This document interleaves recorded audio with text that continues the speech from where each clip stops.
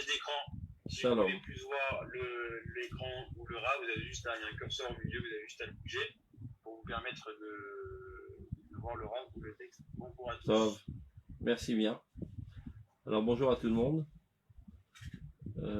Si vous pouvez ouvrir vos caméras, ça c'est sympa, ça donne une impression de plus vivant.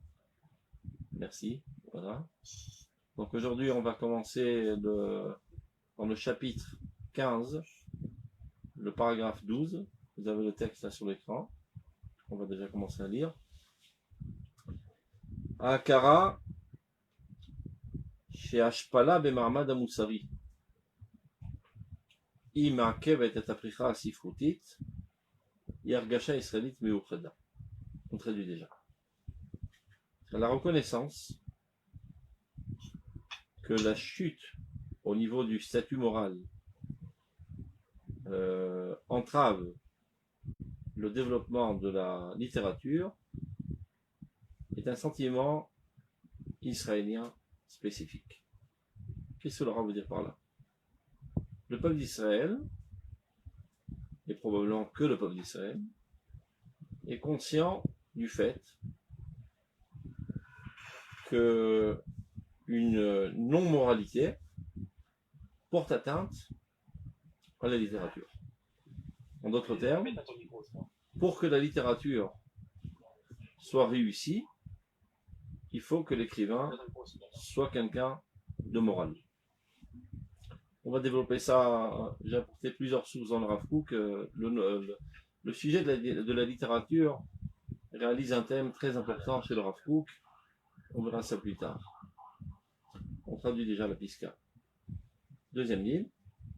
Rak anu makirim be'emet שכדי לתקן את הספרות צריכים הסופרים לטהר בתחילה את נשמותיהם. C'est-à-dire seulement nous reconnaissons véritablement que pour réparer, améliorer la littérature, il faut que les écrivains purifient d'abord leurs âmes. והננו מרגישים בעצמנו צורך גדול לתשובה בשביל ההתנסות אל המרומים הטהורים של הספרות הזכה המיוחדת שלנו. Et donc, nous ressentons un besoin ardent de faire tchouva pour pouvoir élever la littérature dans les sphères les plus hautes et les plus pures. On parle d'une littérature anovat mimekor chokhmat Israël, qui est issue de la sagesse originelle d'Israël. Shakdusha v'tahara, emuna v'gvura ruchanit, ineinan mekoroter, dont la sainteté, la pureté, la foi, la vaillance spirituelle sont ses sources. Donc, qu'est-ce que le Rav Kook veut dire par tout cela? En fait, la littérature, un véritable écrivain, est censé exprimer l'âme de la nation. Et pas seulement ce qu'il a dans le ventre. Sans quoi ce n'est pas un écrivain. On verra plus tard, concernant Shirachirim, etc. L'écrivain, en fait, c'est quelqu'un qui a une sensibilité plus développée que les autres et qui ressent les mouvements internes de la nation et il est censé les exprimer. Et évidemment, il est censé exprimer les aspects les plus purs, les plus hauts, les plus saints de la nation. Pas tout ce qui lui passe par la tête, prend son stylo et il commence à gratter. Il y a certaines choses qu'on devrait plus enterrer que mettre à jour. Par exemple, il y a marqué concernant les soldats d'Israël, ton camp militaire soit saint, alors yatet yelazanecha vechisita etzaatcha. Chaque soldat devra s'armer aussi d'une pelle à part de son arme pour enterrer ses besoins.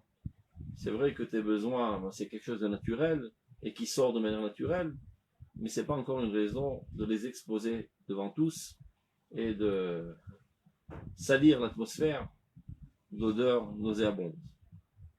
Alors le Rav Kook fait de manière métaphorique, il compare le yated qui est une sorte de pioche, une sorte de bâton, au bâton du stylo de l'écrivain. Il y a certaines choses qu'on n'a pas besoin de faire sortir. Les choses qui sont sales dans ta personnalité, eh ben, tu en as honte et tu te caches et tu vas les faire sortir en silence et pas devant tout le monde. C'est comme ça que chacun de nous faisons nos besoins.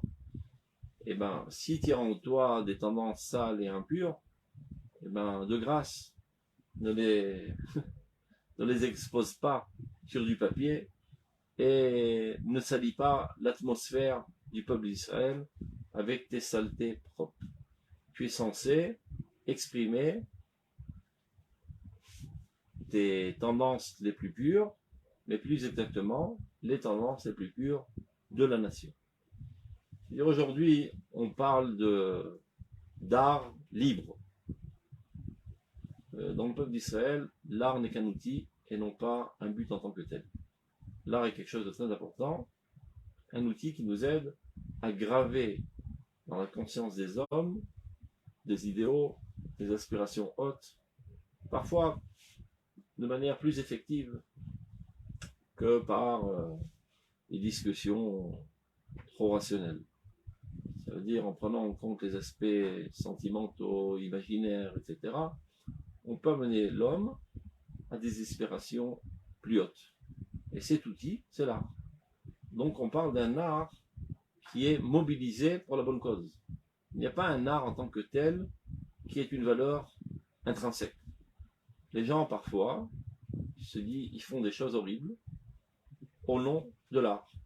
C'est-à-dire, ça ne viendrait pas à l'idée, par exemple, d'un homme ou d'une femme de s'exposer dans la voie publique, déshabillé. Mais par contre, aucun problème qu'un artiste dessine un corps d'un homme ou d'une femme déshabillé.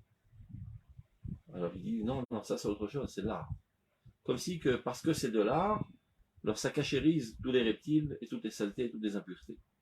Cette approche de l'art est ignoble. C'est pas comme ça que le peuple d'Israël voit l'art. L'art c'est un outil comme un autre. De la même manière que là, il y a l'enseignement qui fait véhiculer des pensées, et bien l'art aussi. Donc il doit être, qui c'est qui fait du bruit toutes les 2 minutes avec son micro, je sais pas. Il y a un truc bizarre, une cloche là, toutes les 30 secondes. Donc l'art doit être mobilisé comme un outil pour faire véhiculer des pensées hautes, des aspirations nobles, etc. Donc on va un petit peu développer parce que c'est un sujet très, très à cœur pour le Rav Kook, la littérature. Donc j'ai cherché dans ses écrits 2 ou 3 sources qui vont éclairer un petit peu ce sujet. Alors vous voyez tout sur l'écran le texte, c'est bon? Vous l'avez? C'est bon? Tout le monde voit le texte sur l'écran? Alors on va passer à la deuxième source, qui est Orot Atria Lamed Vav. Moi je peux faire lire sur le papier. Regardez. Yefchar la Safrout israélite. Shetatzliach Belo Itkatchut Aneshamot Shel Asofrim. Ce qui veut dire, il est impossible que la littérature israélienne réussisse sans une sanctification au préalable des âmes des écrivains. Kol Sofer Sheneno Amel et Taher et Midotav. Tout écrivain qui ne s'efforce pas d'abord de purifier ses vertus, d'améliorer ses vertus, les Akech et Marasav, d'épurer ses actions, Vetrayonotav et ses pensées, Achiye Olamo Apenimi Beatzmo Male Ora, à tel point que son monde intérieur soit empli de lumière, Vashlemut Apenimit Murgeshet Betocho, et que la perfection soit ressentie dans son intériorité, en étant toujours soucieux de compléter ce qui lui manque, c'est-à-dire de ne pas se contenter de ta situation, mais de chercher toujours à t'améliorer, ou les Himalaya en Ava, et de s'emplir de modestie, mais Mouzegat Bigvura, évidemment on ne parle pas d'une modestie qui rend les gens des torchons de cuisine et des faiblards, mais une véritable modestie qui amène à un courage, à une force de caractère.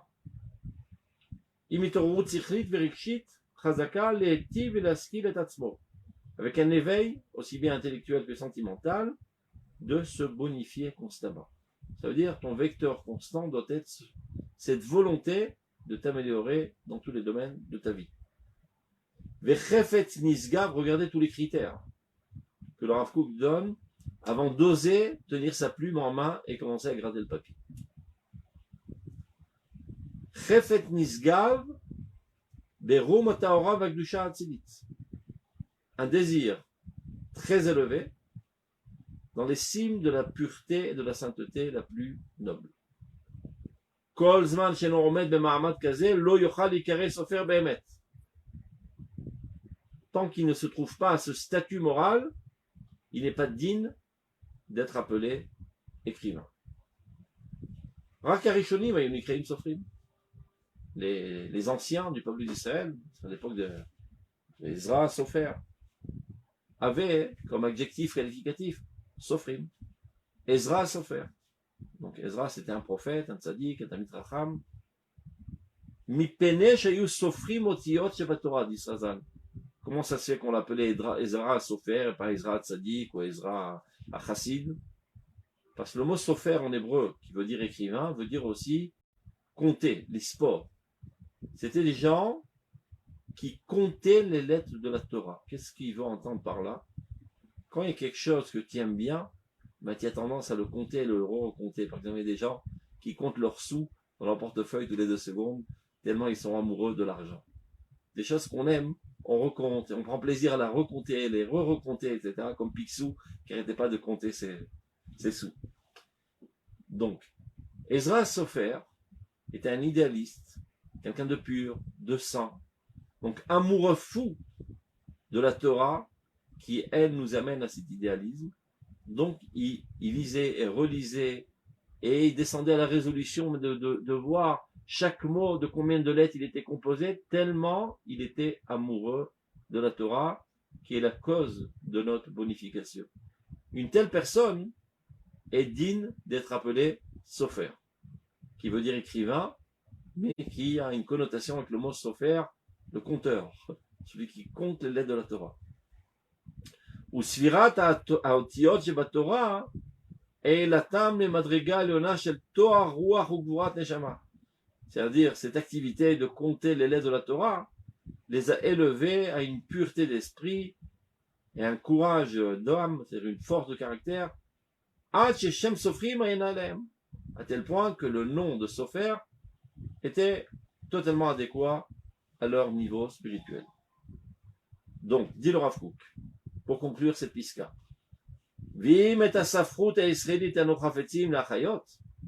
si nous sommes intéressés dans cette nouvelle génération de la Renaissance nationale de faire revivre notre propre littérature, il faut savoir le fait même qu'il y a une volonté dans cette génération de remettre sur pied l'art, c'est un signe de vie. Parce que lorsqu'on est mort, eh ben, c'est pas les choses les plus importantes qu'on recherche, l'art. Quand on est agonisant, ce qui nous intéresse, c'est de respirer, de boire et de manger. Si on en arrive déjà à vouloir arriver à des expressions artistiques, ça prouve qu'on est en pleine vie. Donc le peuple d'Israël qui retrouve sa renaissance nationale est amené aujourd'hui à vouloir développer toutes ces tendances qui avaient été totalement éteintes pendant 2000 ans. Donc, le Rav Kook se rend compte que un des phénomènes positifs de la Renaissance nationale, c'est que commence à apparaître dans notre peuple des écrivains. Donc évidemment, c'est une tendance bénie. Mais dit le Rav, si nous sommes véritablement intéressés à faire revivre la littérature israélienne, à nous, nous sommes obligés d'aller dans ce chemin de sainteté. Ça veut dire que d'abord et avant tout, les écrivains améliorent leur personnalité. Lavo minak dusha et la safrut. Pour venir de la sainteté vers la littérature. Et ne pas penser que comme ça, haut la main, on peut débarquer dans ce domaine, dans cette activité, et que monsieur n'importe qui peut oser se prétendre être un écrivain. Hop. Je saute sur les psukim. On voit la pisca d'après. Orotatria la metzaim. Donc je déroule ça sur l'écran. Vous voyez ça sur l'écran? Faites-moi signe que je sache. Vous voyez sur l'écran le texte? C'est bon. Top. Donc, Orat Atria, la Medzain. Regardez. Asafrut Tit Kadesh. C'est une prédiction du Rav Kook. La littérature se sanctifiera. N'oublions pas qu'à son époque, et même jusqu'à aujourd'hui, malheureusement, la littérature, ça vole pas très haut. Mais avec une assurance totale, le Rav Kook prédit, en fin de compte, dans la progression de notre Renaissance nationale, on en arrivera à une situation dans laquelle la littérature se sanctifiera. Qu'il soit bien clair que lorsque le Rav Kook parle d'une sanctification de la littérature, il ne veut pas dire qu'on va enseigner de la Torah, qu'on va enseigner du Kodesh. Il parle d'une littérature laïque, mais une littérature laïque qui fait véhiculer des valeurs morales. Vous comprenez, par exemple, si on a une histoire de cow-boys avec leur shérif dans le village, ben reste à savoir, happy hand de l'histoire, qui va gagner? Le brigand ou le shérif? Si on donne un aspect aimable et sympathique au brigand, ça veut dire qu'on met en piédestal la méchanceté. Ce sont des messages sous-jacents qu'on fait passer de manière insinuée, comme ça, et qui sont destructifs. Donc, si déjà tu racontes une histoire, un roman, dans toutes sortes de domaines, d'amour, peu importe, il faut toujours que les valeurs morales soient mises en piédestal. Donc quand il dit à Safrut Tit Kadesh, c'est de ça qu'il parle. Que la littérature chol, laïque, se sanctifiera, ça veut dire qu'elle fera véhiculer que des valeurs positives et morales. Donc à Safrut Tit Kadesh. Les gamins Sofrim It Kachu. Et finalement, les écrivains aussi n'auront pas le choix que de se sanctifier. Il va expliquer comment ça va marcher.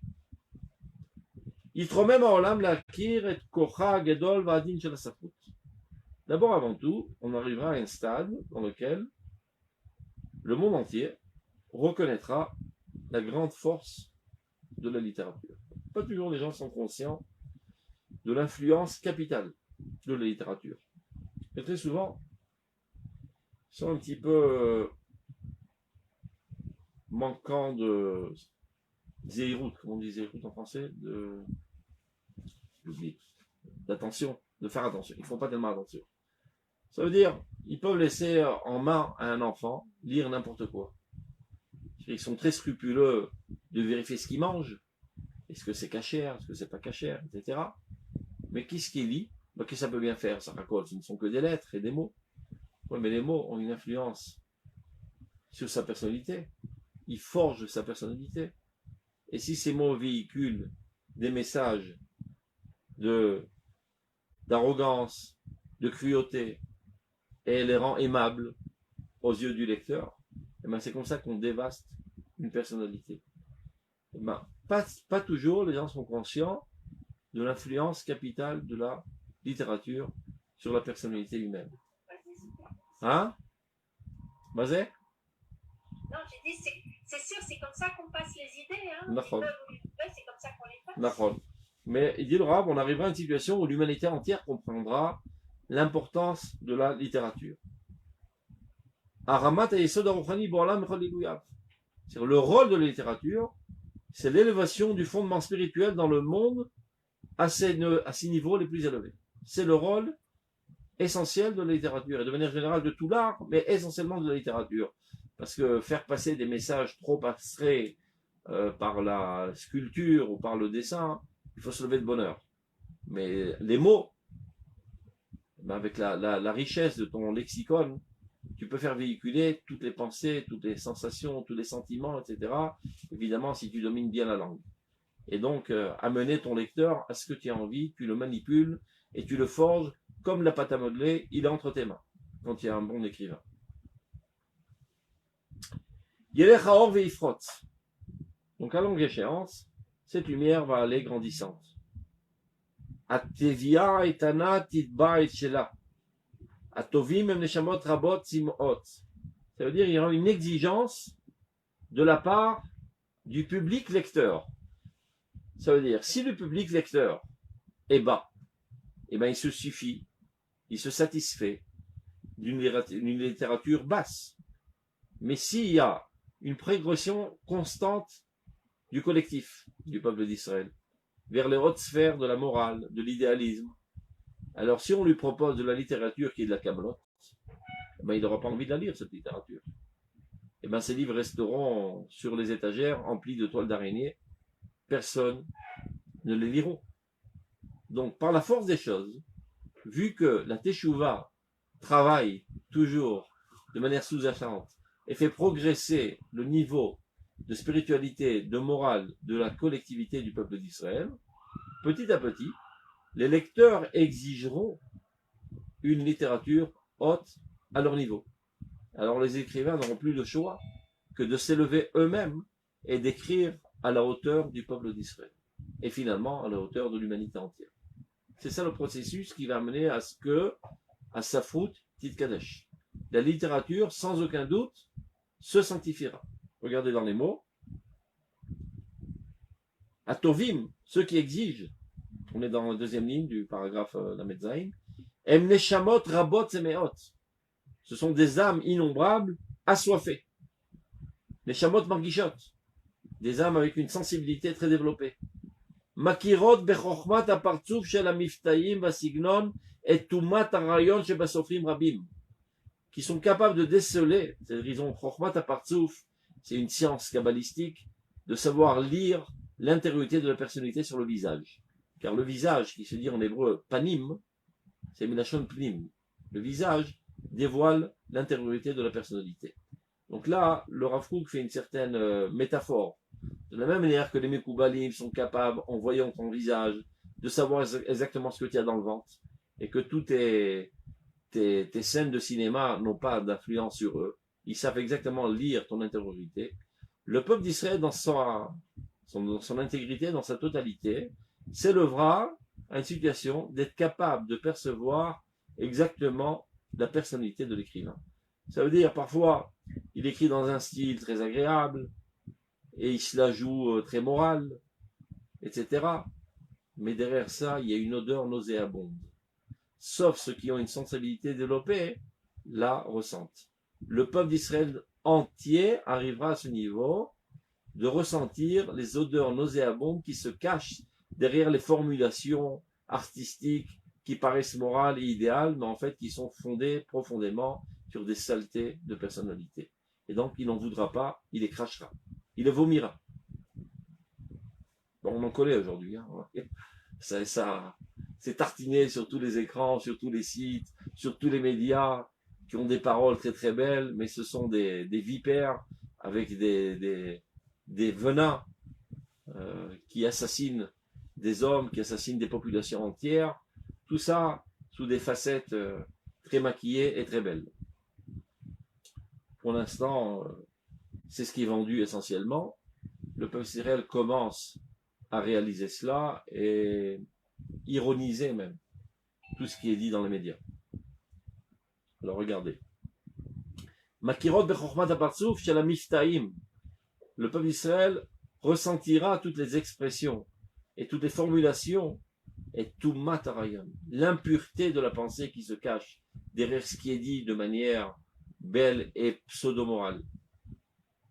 Chez Basofrim Rabim, qui se trouve dans pas mal d'écrivains. Chez l'Otechase Kol Melitzot Moussarit.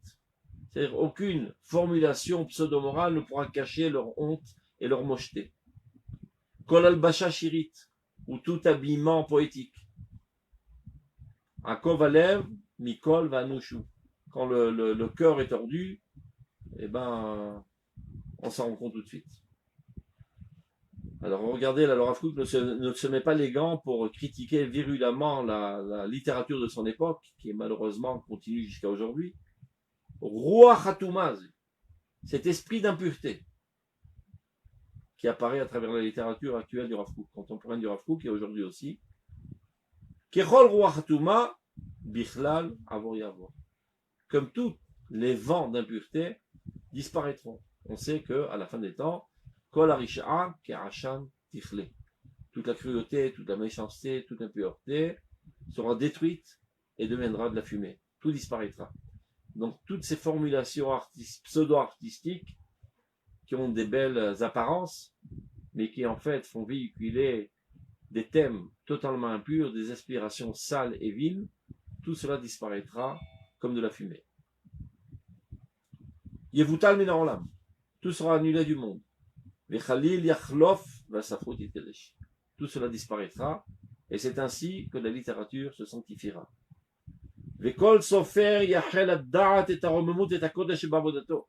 Et alors, chaque écrivain commencera à comprendre la responsabilité de sa vocation artistique, l'élévation sainte qu'il y a dans son travail.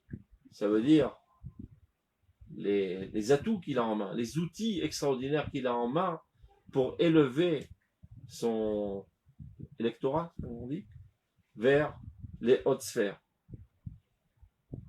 Vélo Yitbol, alors là il fait aussi une métaphore, le Rafou, parce que je ne sais pas si vous vous rappelez, parce que vous êtes encore jeune. À l'époque, quand on écrivait, on trempait notre plume dans l'encrier. Quand j'étais en cours préparatoire, c'était encore comme ça, quand on devait écrire de l'écriture artistique, et chaque fois l'encre se renversait sur toute la table, c'était vraiment la galère. Donc, mais à l'époque, c'était comme ça, chaque quelques lettres, on devait tremper le porte-plume dans l'encrier. Donc là, de là, le Rav Kook fait cette métaphore. Velo idbol ito, velo tarat neshama vekdushat rayon. Il n'osera plus tremper son stylo dans l'encrier sans se tremper lui-même dans la mikvé. Évidemment, il ne veut pas dire par là qu'il doit aller au mikvé se tremper dans l'eau, mais se tremper dans la pureté, se tremper dans la sainteté, baigner dans une atmosphère de bonté de cœur et de morale, etc.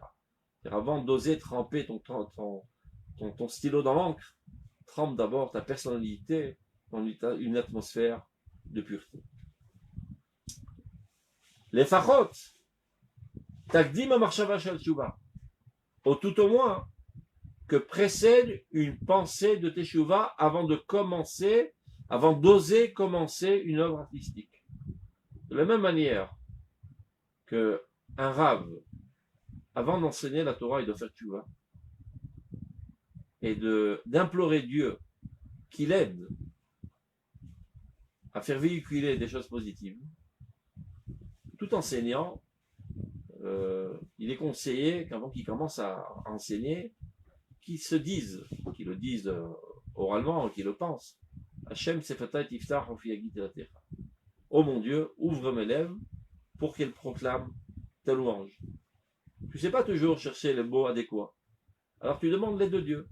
Et évidemment, avant d'enseigner la Torah, doit précéder des pensées de teshuva, de remords, de toutes les fautes que tu as fait, pour être un outil adéquat aux mains de Dieu pour faire véhiculer la parole de Dieu à travers toi. Eh bien, c'est presque au même niveau que doit arriver un écrivain. Être un écrivain, eh bien, tu es pas le porte-parole, mais le porte-stylo, disons, d'Akadosh Baruch Hu, pour faire véhiculer les idéaux divins dans ce monde. Donc, fais de tout d'abord pour améliorer ta personnalité, et si tu n'as pas réussi, au moins, aie des remords de toutes tes chutes, de toutes tes tares. Les fachot takdim amachshava shel teshuva, irurei teshuva amukim nifne kol yitzira. Que tu aies des pensées de teshuva très profonds avant toute créativité, toute création artistique. Ce n'est qu'alors que ta création artistique sera mise à l'œuvre dans toute sa pureté. Et non pas seulement, tu auras même une aide divine qui reposera sur ta créativité. Tu seras un stylo aux mains de Dieu, qui précède des pensées de teshuva avant de commencer à écrire. Vinishmat agoy kulo. Et plus encore, tu seras, on va dire, le porte-parole de l'âme de la nation entière. Nishmat agoy kulo te gabelba. Les gabel en hébreu, ça veut dire comme quand on fait de la pâte, donc on prend de la farine avec un petit peu d'eau, et on mélange tout, ça devient une seule entité. Donc, si cet écrivain, avant de commencer à écrire, a des pensées de Teshuvah, première chose, c'est que l'Esprit divin reposera sur lui. Deuxième chose, l'âme de toute la collectivité du peuple d'Israël se mêlera à sa personnalité, et sans se rendre compte, il va devenir le porte-parole de l'âme d'Israël, en annulant totalement son individualisme.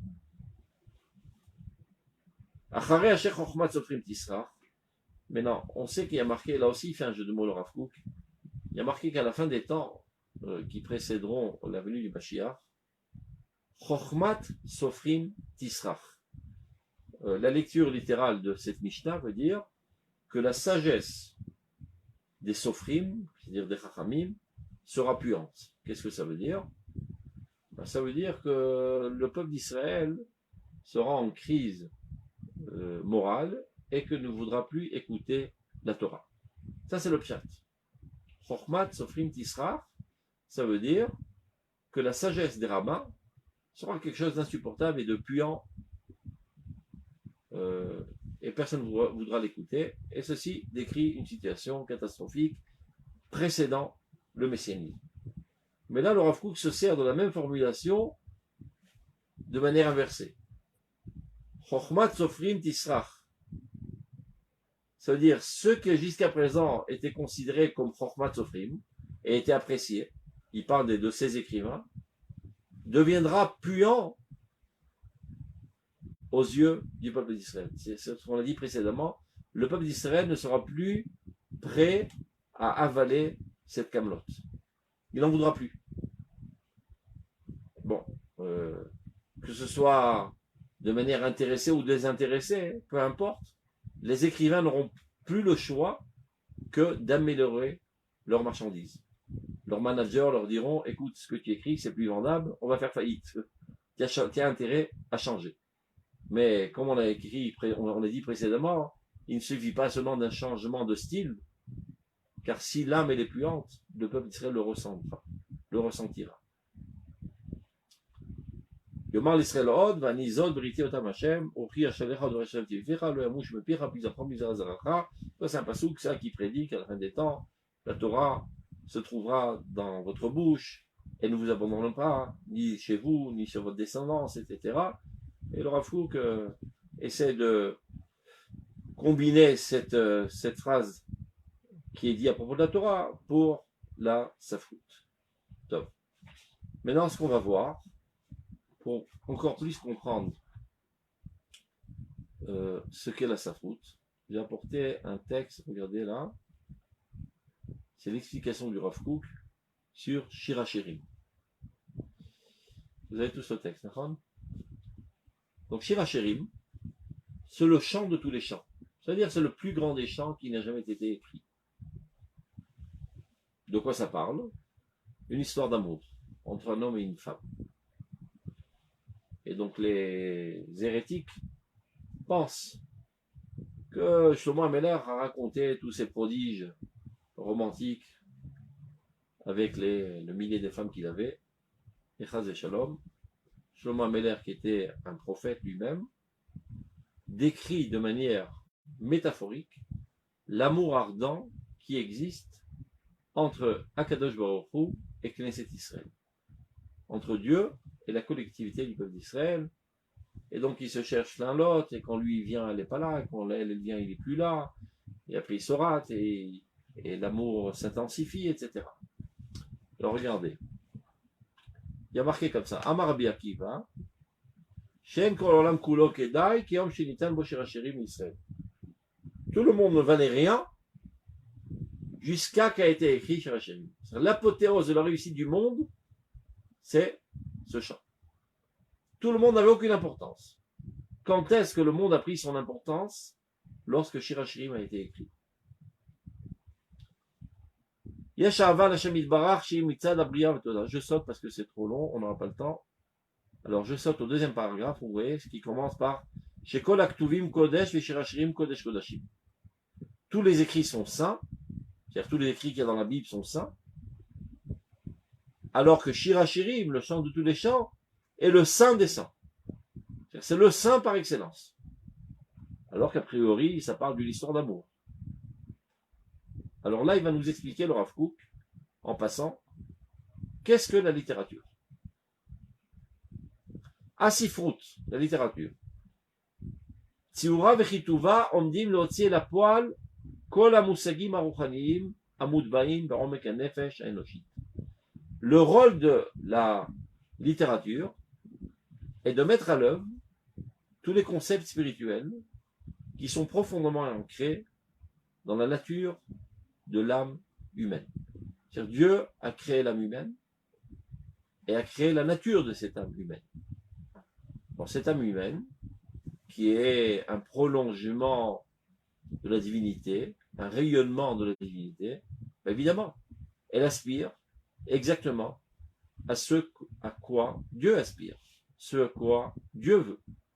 Ouais, mais nous, dans notre conscience quotidienne, on n'est pas toujours conscient de ce que notre âme veut.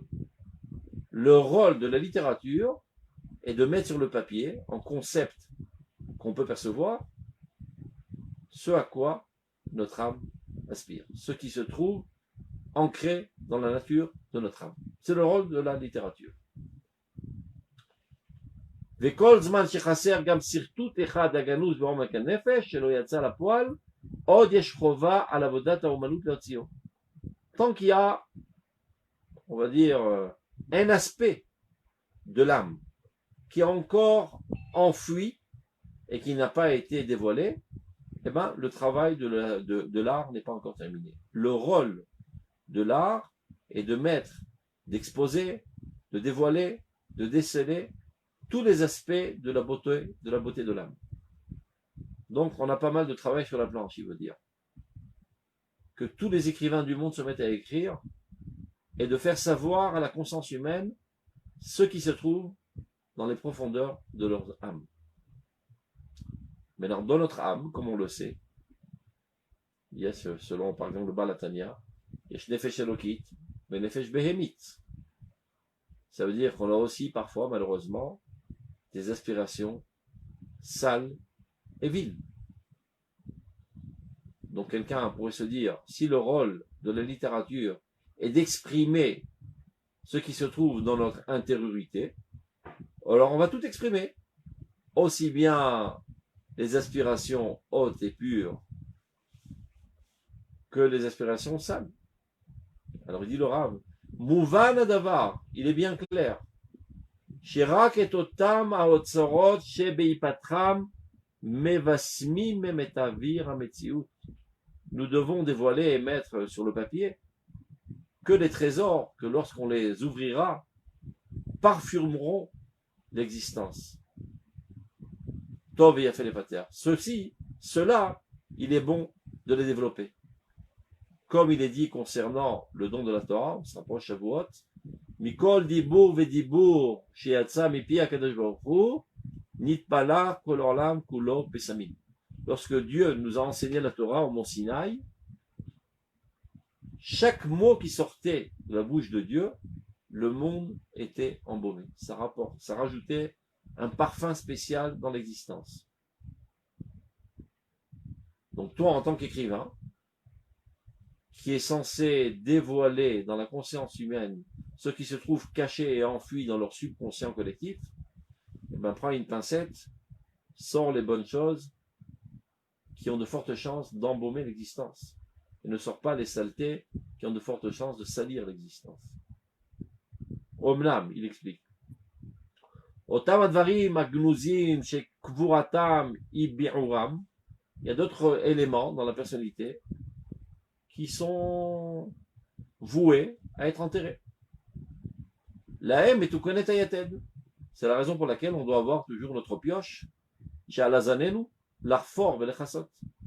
Il fait allusion à ce qui est marqué dans la Torah, que tous les soldats d'Israël doivent avoir dans tous les outils qu'ils transportent aussi une pioche pour enterrer leurs besoins.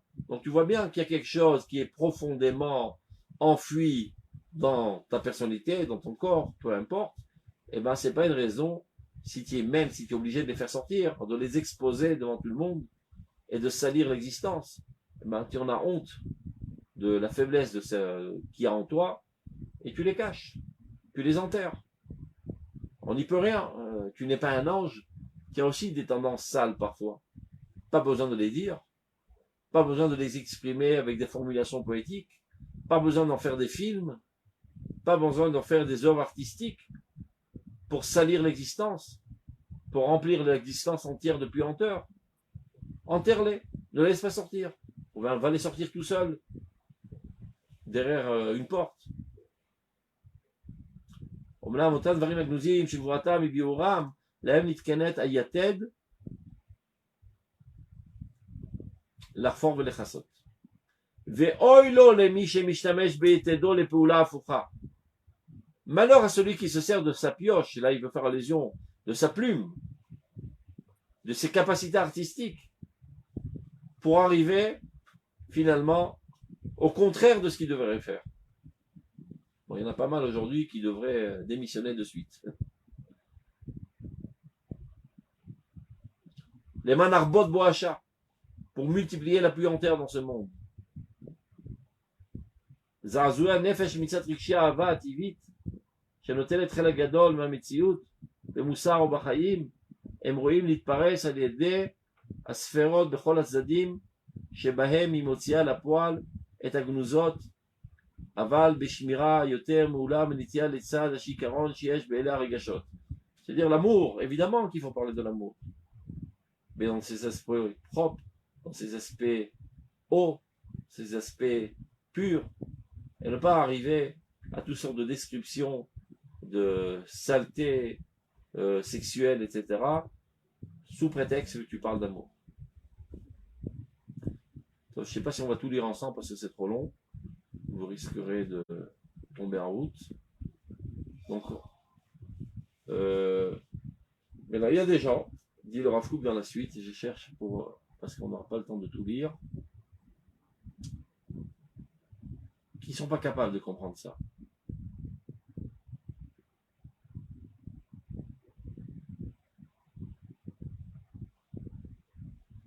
Vous savez que Rabbi Akiva était amoureux fou de sa femme. Quand il s'est marié avec elle, c'était un pauvre malheureux qui n'avait pas de quoi manger. Ils n'avaient même pas de quoi louer une maison. Donc ils habitaient dans l'étable. Ils dormaient sur le foin. Et on raconte une scène assez romantique où lorsqu'ils étaient allongés sur le foin, il lui retire des bouts de paille de ses cheveux pour la nettoyer et l'embellir. Il dit, ah, si j'avais de l'argent, je t'achèterais un bijou de Jérusalem d'or. Ouais, mais il était pauvre. C'était des rêves. Il n'avait même pas trop mangé. Et sa femme, qui était aussi amoureuse folle de lui, la preuve en est, c'est qu'elle a renoncé à toute sa fortune. Son père l'a déshéritée parce qu'elle s'était mariée avec cet ignorant. Rabbi Akiva était un berger ignorant qui ne savait ni lire ni écrire. Mais elle a vu en lui des atouts extraordinaires qui, avec un petit peu d'investissement, pourraient grandir. Donc elle a voulu se marier avec lui. Et son père dit, maintenant tu ne vas pas te marier avec ce schnorr quand même. Donc je te déshérite. Elle était tellement amoureuse de lui qu'elle a encouragé. Et voilà un bonhomme à l'âge de 40 ans qui va en classe de maternelle et qui apprend le Aleph-Bet avec les petits-enfants, etc. Et après, il doit aller dans des hautes classes. Et pour aller dans des hautes classes, donc il est obligé de s'éloigner. Il s'écarte très très loin.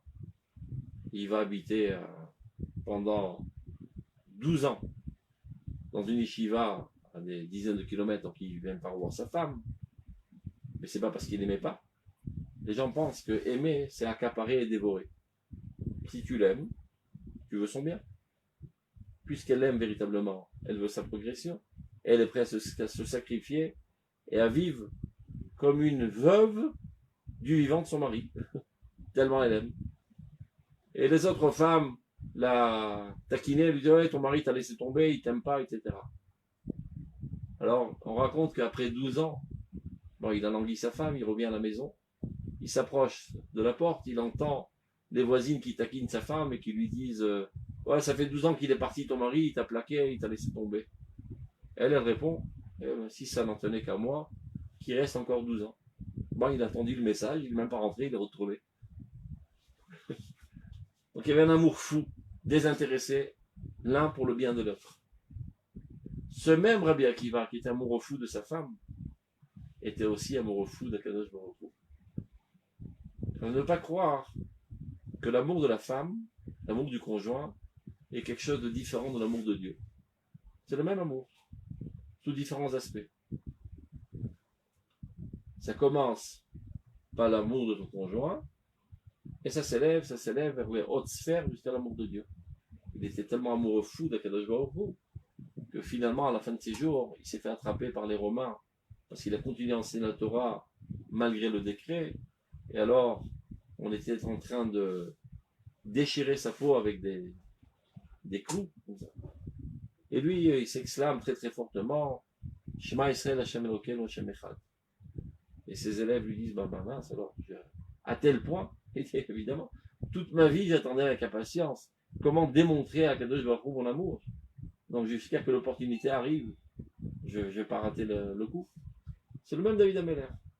C'est-à-dire l'amour qu'il avait envers sa femme, qui était un amour sincère, un véritable amour, on arrive finalement à l'amour de Dieu. Et ça va de pair. Donc évidemment qu'il faut écrire des livres d'amour. Et des véritables livres d'amour. C'est pas ce qui existe aujourd'hui. Ce qu'on appelle l'amour aujourd'hui, c'est de la consommation égoïste. Ce n'est pas de l'amour. C'est comme le bonhomme qui dit au poisson combien je t'aime, il le dévore pendant la soudache léchite.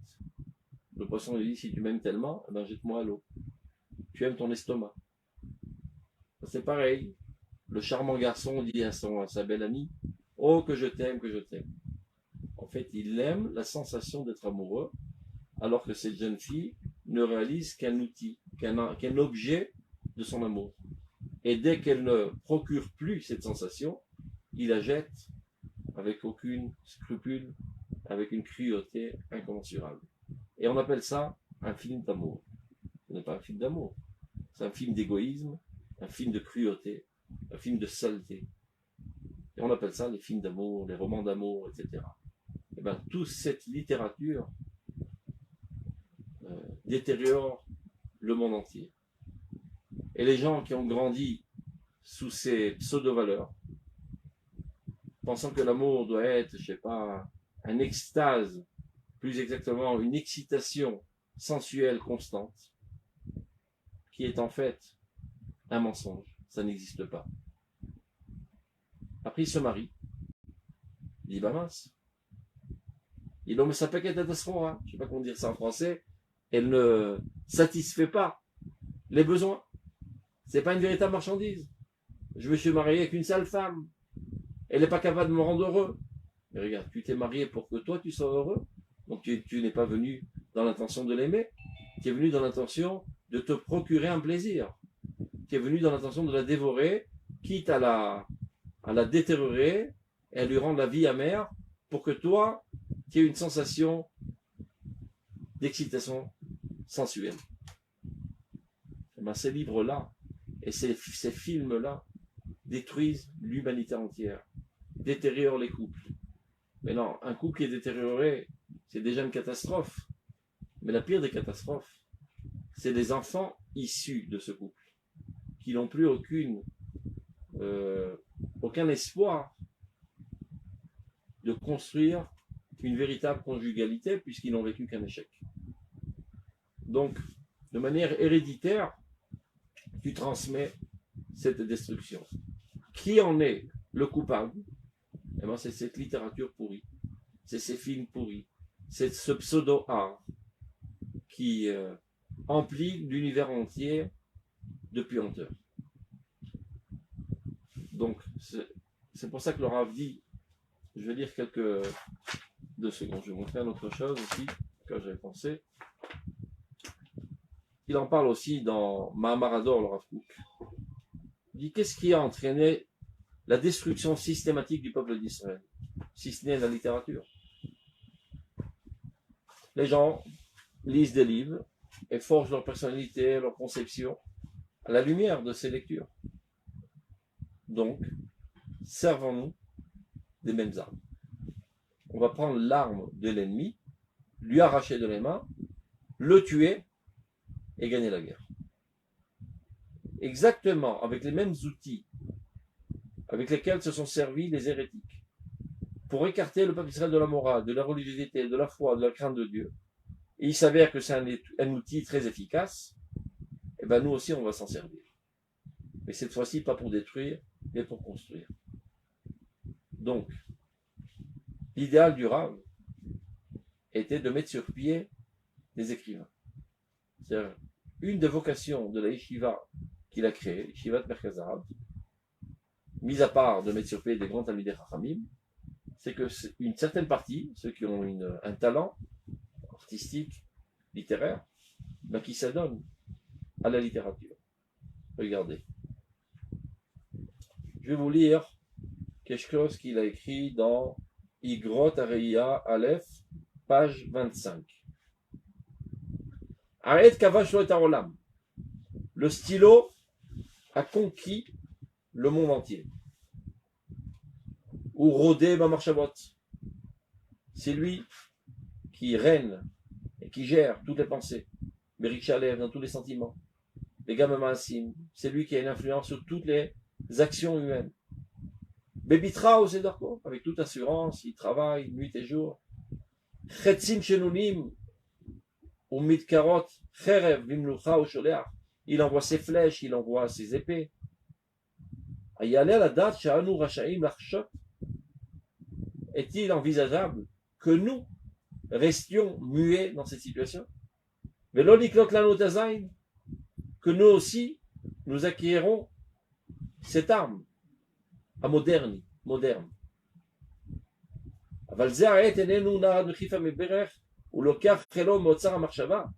ne suffit pas de prendre un stylo en main. Encore faut-il d'abord avant tout être empli de pensées vraies, pures, saintes. Pour dire voilà, il y a énormément de littérature qui esquinte toute l'existence. Alors allez-y, écrivez. Oui, mais il faut savoir quoi écrire. Pour savoir quoi écrire, il faut savoir quoi penser. Pour savoir quoi penser, ben ça s'étudie dans la Torah. Et pas dans n'importe quelle discipline de la Torah. Parce que le fait que tu sois un géant dans la technicité de la Torah et connaissant parfaitement tout Ilchot Shabbat, ça veut dire pour autant que tu t'y connais aussi dans les fondements de la Emouna, des véritables pensées qui doivent être véhiculées dans ce monde. Donc toi aussi tu peux être un idiot dans ce domaine et écrire n'importe quoi qui va détériorer l'existence, pas moins que les hérétiques parfois, voulant bien faire, mais ne connaissant pas les fondements de la Emouna. C'est pour ça qu'il dit Chelo meotzar marshava, toute cette force doit venir du trésor de la marshava, aporia, ibarak, me, chikur, din, abba, chare, ayedia, rechava. Il faut une connaissance très très large. Toldat, agirsa, vaïun, yardav, keshem, itchabrim, imaregesh, vachaim. Il faut s'asseoir et lire et s'approfondir et développer des sentiments à la lumière de ces lectures. Alors pourquoi nous aussi, nous ne faisons pas un stylo en main? Est-ce que notre cervelle s'est asséchée? À Dieu ne plaise.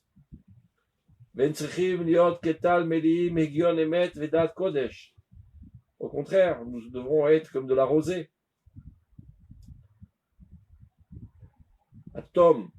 Atam kol rayon mikerev leven upenima. Est-ce qu'on a plus quoi dire, on n'a plus de quoi penser? Dieu merci. Nous étudions tous la Torah, Begoufé halachot.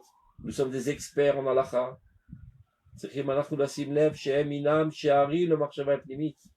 N'oublions pas que tout cela, toutes ces études, toutes ces disciplines, ne sont que des portails à l'essentiel de la Torah. Ne sont qu'une préparation pour pénétrer l'essentiel de la Torah. La Torah est d'abord et avant tout une philosophie de la vie, une manière de voir la vie, un objectif moral, un idéal national et universel que nous devons amener à l'humanité entière.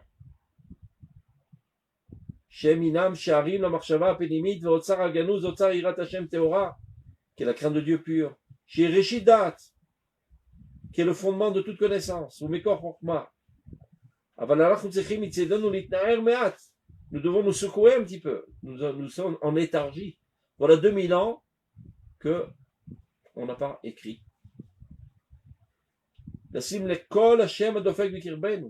Et porter notre oreille à la voix de Dieu qui frappe très fort sur notre cœur. Et la sot la Hashem. Le temps est arrivé de vrai pour Dieu.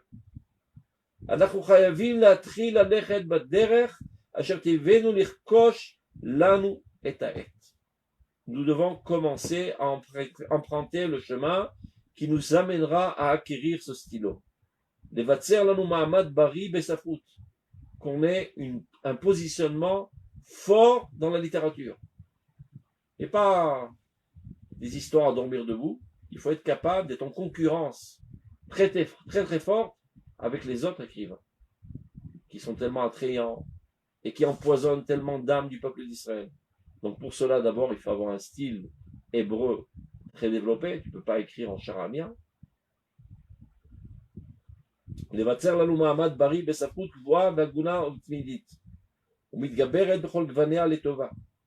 Juste pour la petite histoire, sachez-le.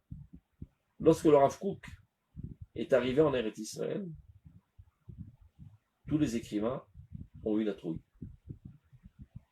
Jusqu'à là, ils écrivaient partout, dans tous les journaux, et ils répandaient du venin partout. Personne n'était capable de leur répondre. Personne n'était à la hauteur de leur talent artistique, littéraire, etc. Donc ils râlaient dans leur coin, les rabbins, mais ils ne savaient pas leur répondre. Tout d'un coup apparaît un lion qui les dévore tous, qui est bien plus fort que tous ensemble au niveau littéraire et artistique.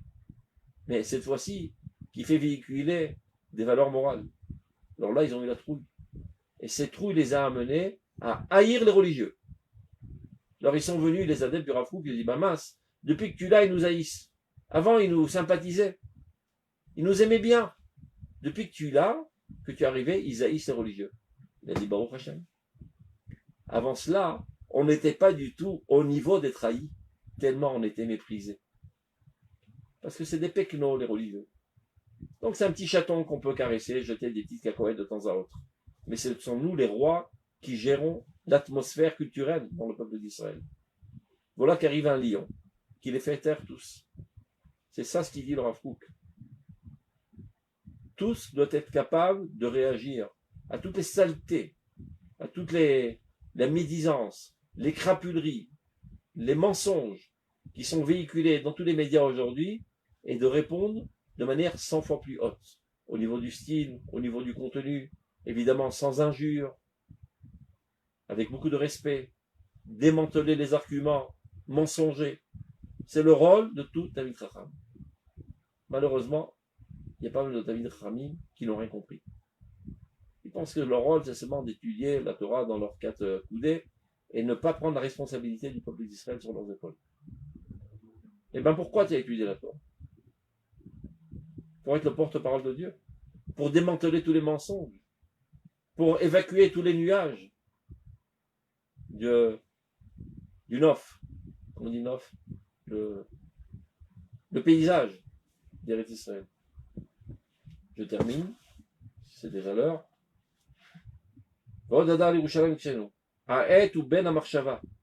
Le stylo est l'enfant de la pensée.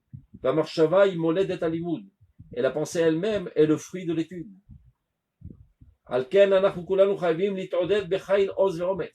Nous devons tous nous renforcer avec beaucoup de courage, bepitachon, avec beaucoup d'assurance, ou bikvura penimit, avec beaucoup de force. Et de nous approfondir dans toute la Torah de la pensée, la Torah du cœur, pour être capable d'après de contrecarrer tous les arguments de l'hérésie. Les cholilchot adeot shbatorah, tous les halachot des pensées. Mi tartita madriga shel limud amusari yayoter l'amour, vadrum piskat amarshava yayoter elona veromema. Du plus bas niveau, c'est-à-dire la morale, jusqu'aux sphères les plus hautes de la Kabbale. Admerom Siar Kodesh El Razé Elion ou Sitre Torah. Akochot Anirdamim Yehoru. Et le Rav prédit. Toutes les forces endormies s'éveilleront. Ce n'est qu'une question de temps. Amarshava Tashuv Vitichie. La pensée réapparaîtra, revivra. Veyashuv la noaet. Et on retrouvera notre stylo. Aktav Amirtav Bezrat Elokei Ishenu. Avec l'aide du Dieu, notre délivreur. Ha'et Shircholel Niflaot. C'est le stylo qui va faire des miracles. C'est ça qui va, c'est notre seule arme, il faut le savoir. Faire des manifestations, c'est du bidon. Ça ne sert à rien. Il faut écrire.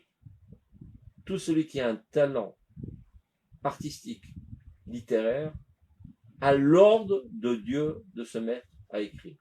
Évidemment, si seulement il sait quoi écrire.